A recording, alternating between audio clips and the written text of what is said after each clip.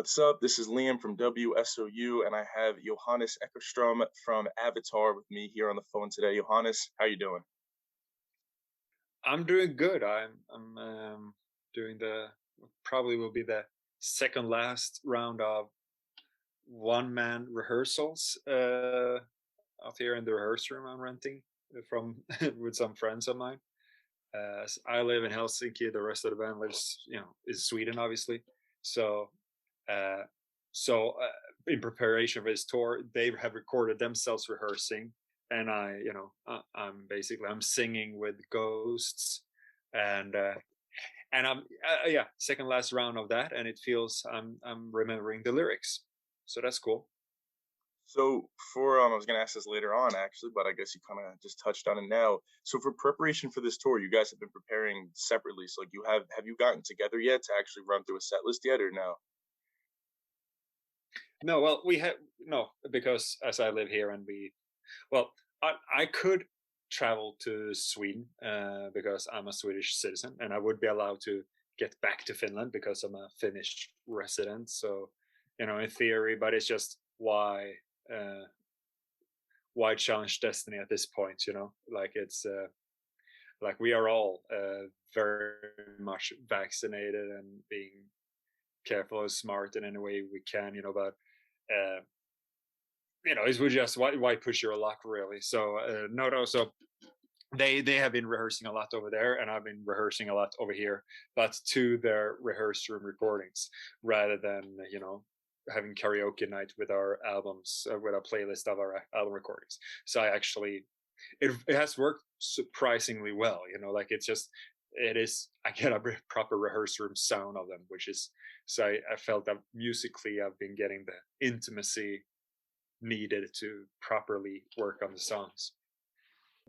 So now when you kick off the Going Hunting tour pretty soon, actually, just a couple weeks, do you think you're nervous to knock off the rust and get back in the same room as the band, or no, you guys haven't missed a step and you're ready to go?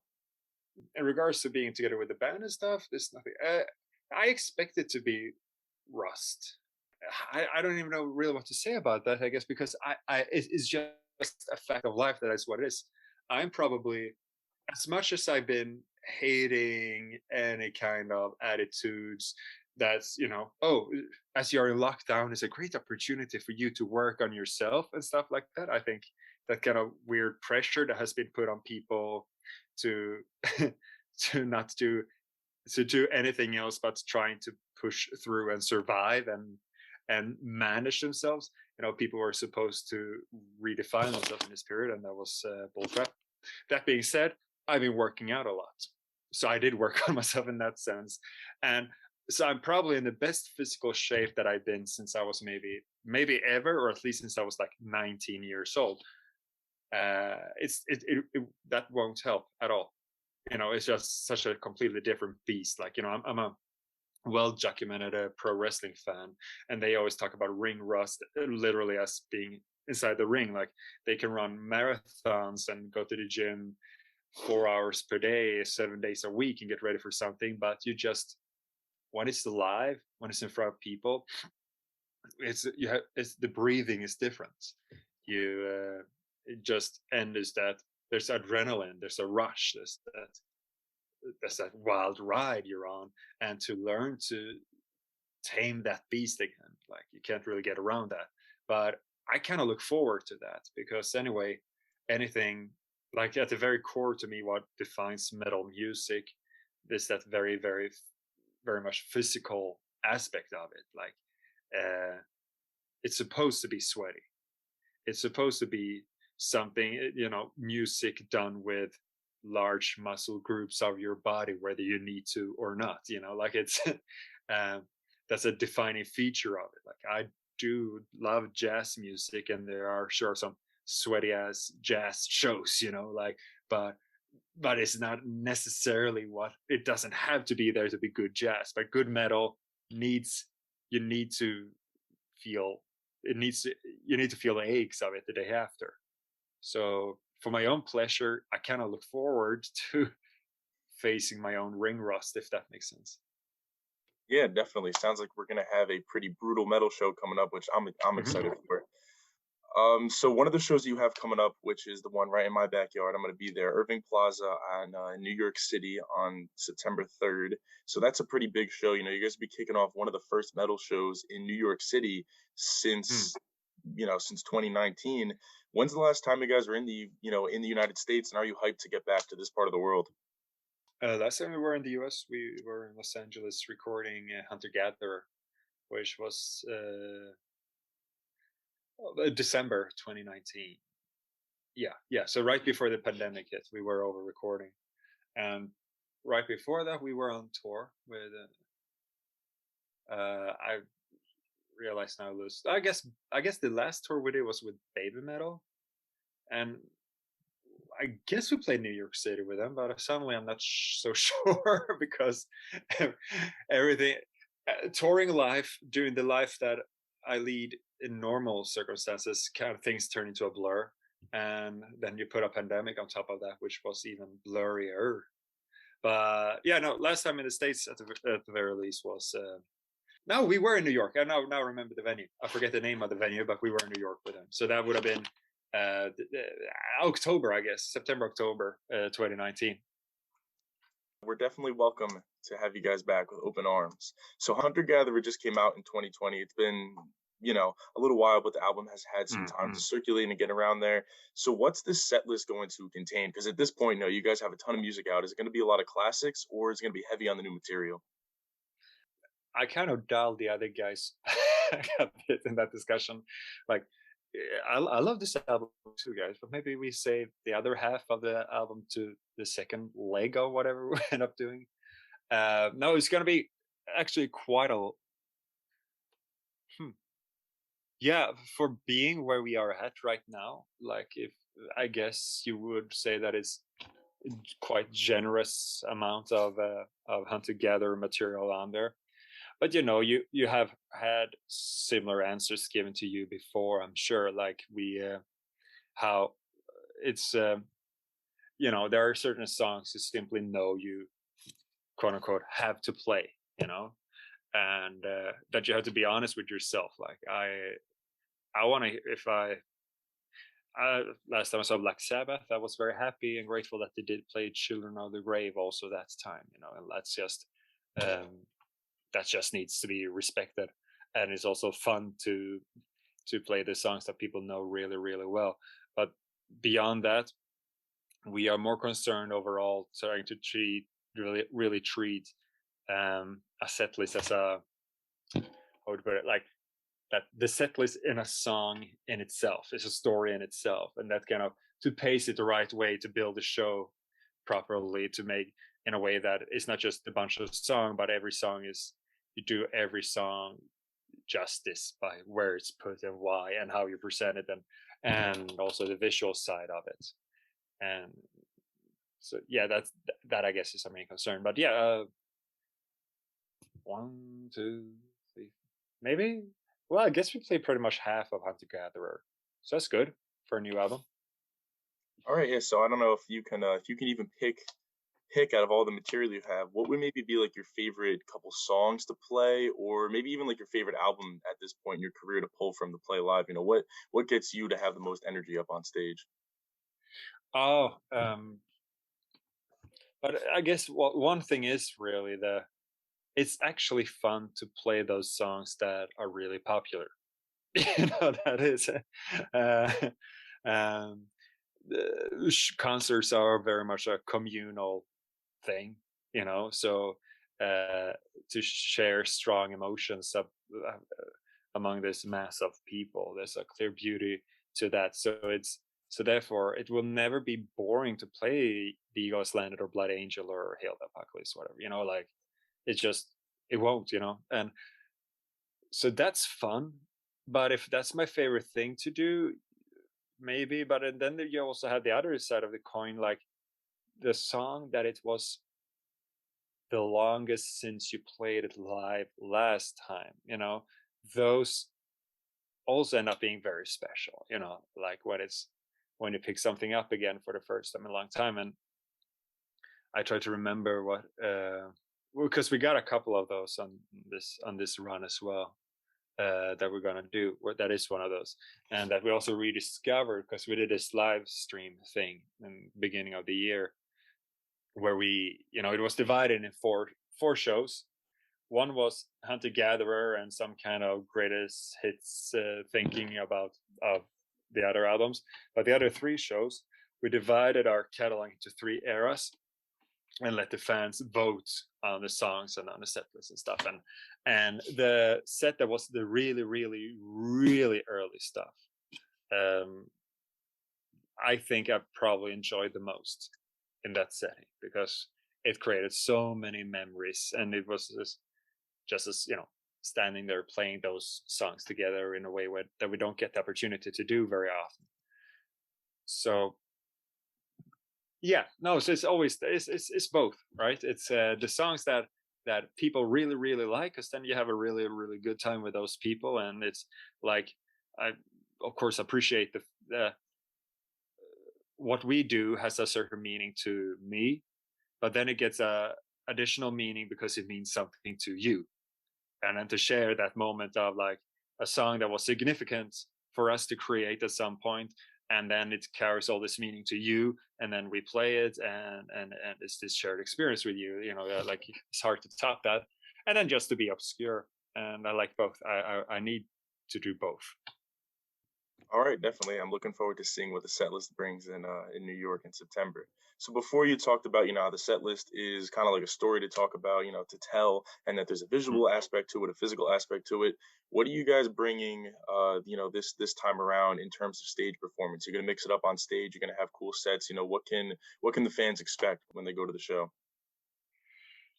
I hope that that what will come across is some kind of emotional depth. I guess, like when we did Avatar Country, the album just before this Hunter Gatherer, and the tour that came with that, it was in many ways it was quite 80s, quite lavish, quite over the top, quite there were stairs and elevators and stuff, and it was very, I would say, pornographic in the sense that it was a show that was very much in your face. It was all out there and left very little to imagination. It was bright, it was loud. Not just the music was loud, but how a Hawaiian shirt can be loud. This the thing we will be doing now is more. It goes a bit deeper. But it's more a two-way street. Like it's finding finding the triggers, which buttons to push, and having the audience participate more to get it's more suggestive, I guess. It's darker, more suggestive, more, and it will build and build and build and build throughout the show. It's not just everything out there blah, from the first second. It's and I think it will a different experience. I don't know, like the word that keeps coming back to me is a deeper experience. I don't know if that makes total sense, but that's the word that I'm being hit with now to explain. Yeah, sounds good to me. Like we're gonna get a little bit more intimate. Yeah, like an intimate performance, not an intimate, but Yeah, no, but no, but that actually that's an important part of it. You're exactly right. Like, uh, because the stage will be full of stuff. We got cool stuff in terms of light design and everything, and just how that is designed. It's a bunch of cool stuff, but it's also focused on the humanity of us, because that's the other side of the, like I said, the stairs and elevators and stuff. Is that it's those kind of stuff kind of creates some distance, and I feel like the intimacy, uh, yeah, like the ambition that I bring with me now is that really everyone in the concert hall should get a sense of smelling my breath in a good way. Not smelling my farts, but at least my breath. Feel the breath in the back and on their necks. So there is a level of intimacy, hopefully, with it. Like there's more, uh, yeah, like again, it's not actually meant to be explicitly like erotic, but also like what we wear and stuff is more skin, it's more body, it's less layers in the way. Like I want to be, it's more, I don't know, it's you got, I guess, Iggy Pop or something, just to be, to really, very interested in connecting now. Like it was a bit again, due to the nature of what Avatar country was, and there was a king and a crown and all these things. It was a bit more well, von oben is the German, like from above, and this is more eye to eye, I guess. So it should be. It's the intent is to do something very powerful and fun Awesome. to watch. Can't wait to watch that.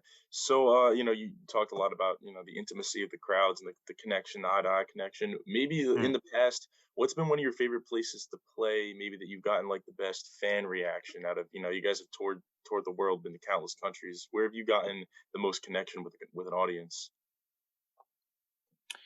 Oh, everywhere except for New York. That's kind of crap. No, no, I don't know. Like, no, of course, it's that's I really don't play favorites at this point. Like, it's up to us to make a place feel like a favorite place, and yeah, sure, sometimes nights work better than others, but there can be some outside factors. Drummer has too many shots before show, and takes a bolt cutter to the guitar. Like, and fun memories like that. I want to say that I was somewhere in Tennessee, I guess. Uh, yeah, I guess it was, maybe. Yeah. So you always will have those kind of things connected to places, or that's something special. Like, oh, the first sellout show in this or that country, or something like that. But there, now we are in a very uh, privileged position of having a lot of fond memories already.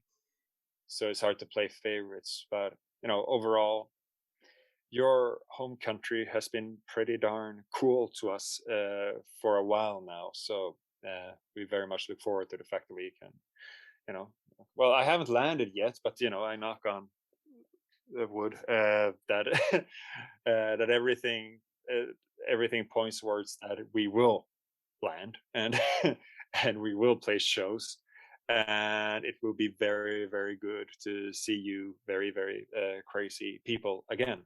And yeah, no, it's sorry, that was a pandering answer, but it's just hard to pick favorites, and pandering or not, I actually mean it. Yeah, definitely. So I know, as you just say, we knock on wood that everybody gets to where they got to be for the show. What are some of your thoughts on touring moving forward? I know you said early on that the whole band is vaccinated, but there's been Yeah, of course. a slew of cancellations. What do you see in the future? Mm. You think that you're just going to keep going no matter what happens? Now we will, like, we are doing things in a way that you know follow and respect local authorities, and things. We don't want people to get sick on our shows. We want people to be. I tweeted, when I got my shot, I was one of those, like, hey, I got my jab, you should too. Like that. That's my stance on it. I love not having polio, so and this is exactly the same. So in that sense, that is a great idea to try to take the darn shot. So we do that, and we do a lot of things to keep ourselves safe and healthy, and work with venues and follow local rules. And I know more rules will be put into place now, as this, through these months, that people might, depending on which state and stuff, people will need to be vaccinated into shows and stuff. And I think uh in a lack of better solutions, like, I think that's great. I don't want to get sick. I don't want people to get sick because they came to one of our shows. And if they get sick, I don't want them to die. It's this is extremely important to me. It's is one thing is not, of course, is food on the table for us, but it's also just is what we do, and it's something we set out to do as, I guess, what's the term, arrested development, stunted growth, the fact that we are still doing our boyhood dream thing, but it just continues to matter so very, very much to us, and on so many levels. That being said, it's not worth having people dying over it. I'd really want people to do their part and take a jab, and all those things, and we will do our part and do do our best. That being said, it has been deemed okay to go and play right now, and we need to, and we can't wait to do it, and it's going to be beautiful. Definitely, yeah, super excited. I'm sure all the fans can, we can all appreciate that you're looking out for us too. Because at the New York City show, you're gonna see me up at the barricade there, reaching out for the King. So thank you for that one. Excellent. Well, thank you. So obviously, you said before, you're in like a privileged position that get to go to all these countries and play. So obviously, you're headlining this tour. You're a bigger name in metal at the moment. Do you guys have a hand in picking like the openers for your band, or do those just Hmm. kind of? So what do you think No, about no, what no, do you no. what do you We think we about we the openers? they're amazing. Yeah, we all signed off on both Tala and Magic Sword as being very cool. Like because we done a couple of different approaches to this in a recent past, in last over the last couple of years, minus the last 18 months, like in having approach, and we knew like, okay, so this, because we have had one man acoustic bands, we have had psychobilly bands, we just sideshow acts, really a very variety show kind of approach to it. We wanted to go kind of all in, like, well, let's have a bunch of heavy bands on the billing this time and go for that. Then it got a bit eclectic anyway, because we just fell in love with Magic Sword. Like Tala is more, a metal band, and it's more, maybe more clear on paper what they will be doing there. But Magic Sword is something also like that just blew our minds. We love the visuals, love the music, we really love what they are doing, and think they will help balancing out the night perfectly. Like I, like when you cook, you want the right amount of I don't know, oil, acid, heat, whatever that salts that goes into a perfect meal, a perfect experience, and they are both will play their part in that. So and no, but yeah, we are very much on top of that. We approve everything. We listen and approve and Awesome. disapprove and say no and veto. But I will not talk about who we vetoed. Yeah, I'm sure that's not a good feeling to get shut down by Avatar, but you don't need to But name. Avatar have been shut down by so many though, so even Steven. But no, we try to be nice though. So I mean, yeah, that's a ton of info about the show, and I know that you said that you're in a practice space. I see you with the drum kit and the mics behind you. Mm-hmm. It might be premature, but is there any talks or any work on new music coming up for 2022 or beyond? So I don't know if you noticed, but in the last 18 months, there's been a pandemic and we couldn't tour. So the first months you sat and stared at the guitar until the guitar starts to stare back, and then you're like, all right, yeah, okay, come here, baby. No, like we've been, of course, writing a lot, and actually, we'll see what it goes, because now it needs to make sense, and it's to try to make sense out of yeah, it's not that we wrote 30 songs about being in lockdown, but it's just that it of course shaped kind of the way things were written, and to make there's a journey ahead of us to just piece everything together into one cohesive shared thing between everyone in the band. But a lot of material for it exists, lots of cool riffs, and it's too early to say exactly where it will land, but for big part of the time I just felt it's even heavier, even darker. Like Hunter Gatherer was really that kind of purge to go back to being more real, I guess, because it was a lot of fun and games for a while there, which was also great, like, and that's still you will see that still in our set list and everything. But we kind of needed to go step back into the darkness, dwell where we uh, where we belong more, I guess. And I feel lots of the stuff that's been going on are even more steps in that direction. Then again, we're not entering the studio tomorrow, so we might still have time to make it a ska punk album at some point. Like, you never know what happens. along the way.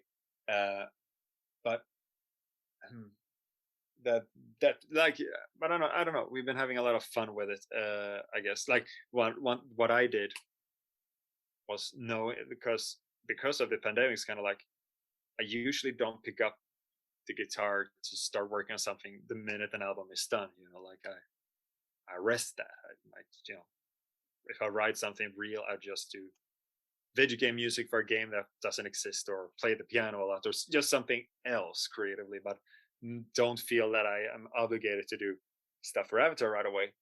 And this time was the same, but it was with a guitar. But I created a folder on the computer just named Solo.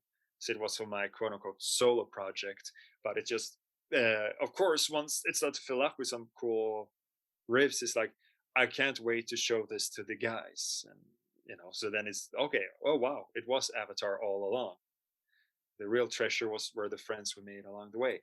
And then it was the same, based more or less the same with the other guys. Like I did some stuff, so did we. Oh, cool. Okay, here we are. We are off to the races. But like we'll see what it will end up sounding like for real. But we got lots of it is heavy. Awesome. Now, going off that, do you think you'll branch out and do some solo stuff, or are you just gonna put all the energy into Avatar? I can have my toddler tantrums during, like, we care a lot. Like we care a lot. I care a whole lot, and we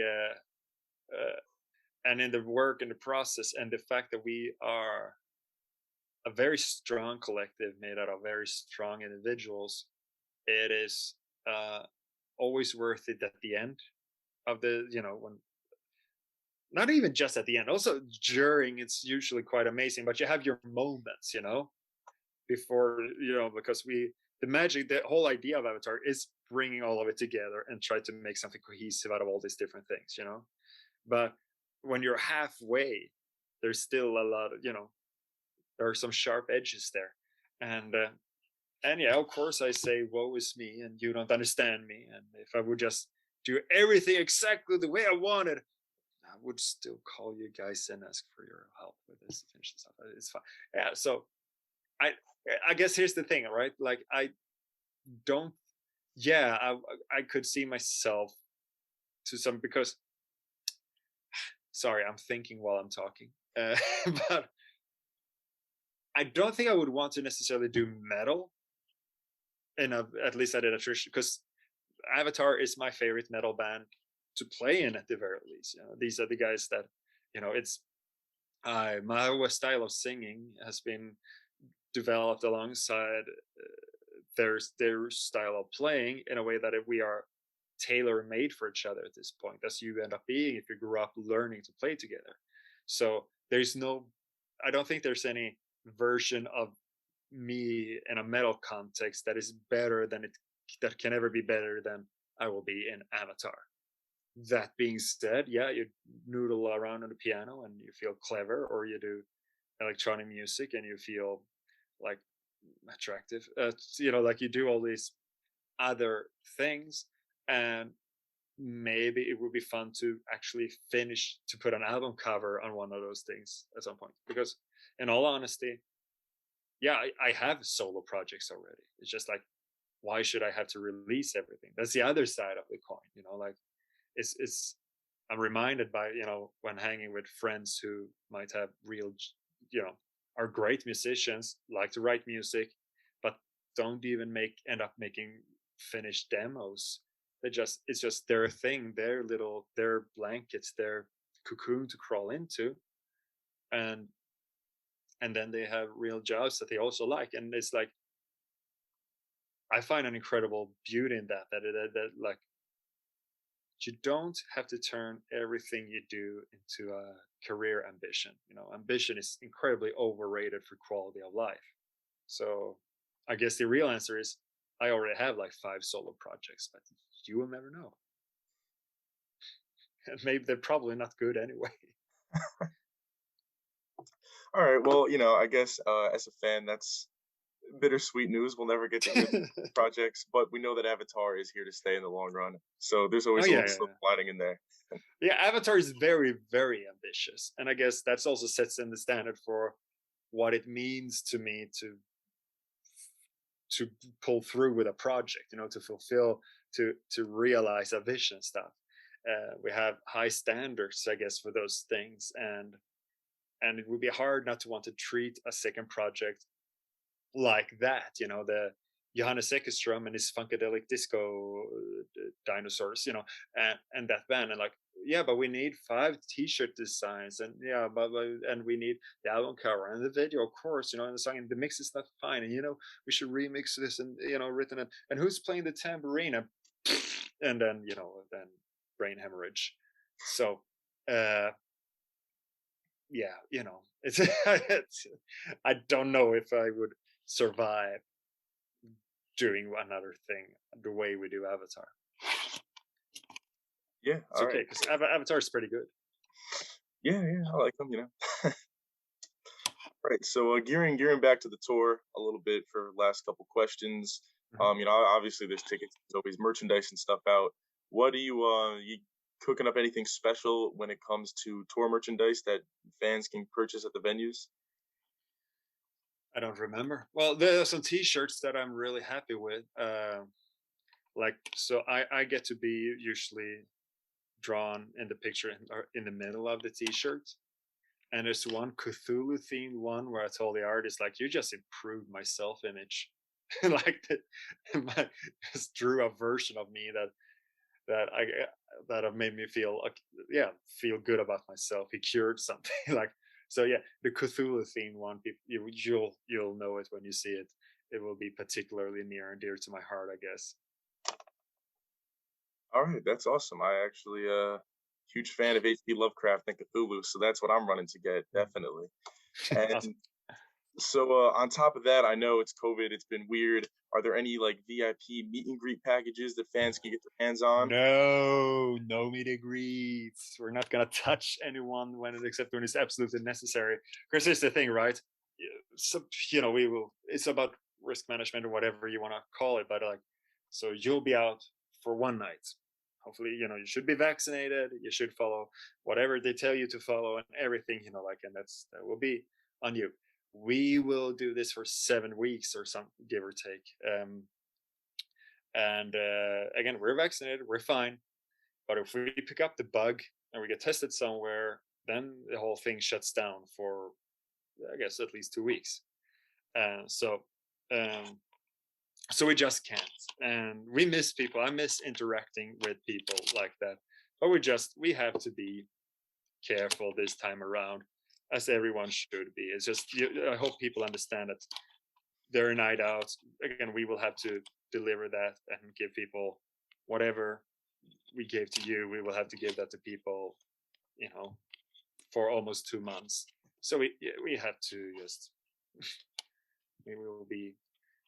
I don't know. Maybe we should buy us Dungeons and Dragons to bring on the road. You know, we will be staring at each other a lot, which is fine. I've missed them. All right, awesome. One final question that I just ask across the board to everybody. It's kind of a funny one. So, if we were to go, like hypothetically, walk into a zoo right now, what is the very first zoo animal that you would want to go see? Any animal you want. Oh, no, I would have the bolt cutter and set them all free. I do realize that in zoos all over the world, people who really care for animals work, and that is a place where we learn about animals in a way that is a very serious answer to a question that you went was very lighthearted. Sorry. No, I know that a modern Western zoo has a role to play in preserving and learning about endangered species. Uh, but at the same time, it's a bunch of animals in cages that I would rather see roam free. So yeah, I don't know. I would hang out with the lions a bit, teach them how to shoot, teach their rhinos how to shoot, and you know, fly them back to Africa. Wait for some damn dentist to show up and make him eat lead. Yeah, All right, environmentalism and heavy metal. Nothing wrong with Yeah, that. There we go. yeah, and also misanthropic approach to it all, and the death of yeah, like yeah, it's metal. Yeah, definitely nothing more heavy metal than a rhinoceros riot going on. Exactly. All right. So yeah, that's about all I got. This is your chance if you want to plug anything you want for the band, social medias, tour dates that you got coming up, whatever it is, just throw it out to the fans right now. Well, Avatar is starting September 1st until October 18th. Avatar is going hunting in the US of A. It's been a long time coming. We haven't been resting on our laurels in this period. We are so ready, uh, so ready to not take any of these moments for granted. If you come to the first show, which I guess is in Albany, New York City, I think it's the third show. Um, well, the third show, by then we will not suck anymore, so it's a good show to come to. And if you come to the first one, we might still be a bit jet lagged and crap, but we will also probably cry a lot, so it will be special. And so yeah, avatarmetal.com, avatarcountry.com if you want truly sell your soul to me and His Royal Majesty the King and all that. And you know, if we come to your town, be vaccinated, come to our show. All right. Thank you very much for hopping on. This has been great. Thank you.